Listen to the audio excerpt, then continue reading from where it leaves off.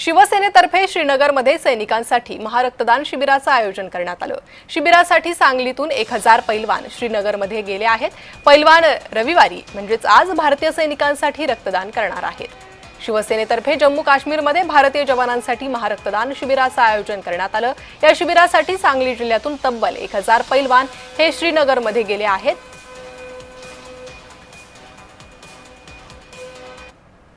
देशातली ही महारक्तदान यात्रा ही पहिली अशी महारक्तदान यात्रा आहे जी 60 तास प्रवास करून जम्मूमध्ये आली।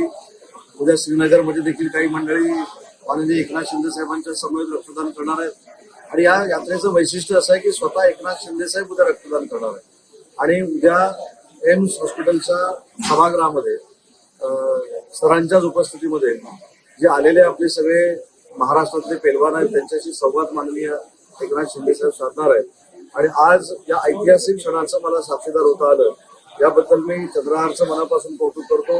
मला इथे पाठवणाऱ्या एकनाथ शिंदे साहेबांचा देखील आभार मानतो आणि ज्यांनी रक्तदान केलं त्यांचं मनापासून महाराष्ट्राच्या वतीनं सैनिकांसाठी केलेल्या रक्तदानाबद्दल रक्तवीर म्हणून मी अभिनंदन देखील करतो आणि आभार देखील करतो। अनेक वर्ष माझ्या डोक्यामध्ये हा विचार होता की या सैनिकांसाठी आपण काहीतरी करायचं, पण जे आपल्यासाठी रक्त सांडतायत त्यांच्यासाठी आपण जाऊन रक्त द्यायचं। आज आपण प्रत्येक युवक देशामधला बॉर्डरवर जाऊन शस्त्र घेऊन लढू शकत नाही, पण आज आपण ज्या ठिकाणी आहोत त्या ठिकाणी आपण आज देशभावना देशप्रेम व्यक्त करण्याची एक संधी आम्ही शिवसेना पक्षाच्या मार्फत उपलब्ध करून दिलेली आहे आणि हा संदेश आम्हाला देशभर द्यायचा आहे शिवसेना पक्षामार्फत की आपण आज देशासाठी घरात बसून सुद्धा आपण या गोष्टी करू शकतो।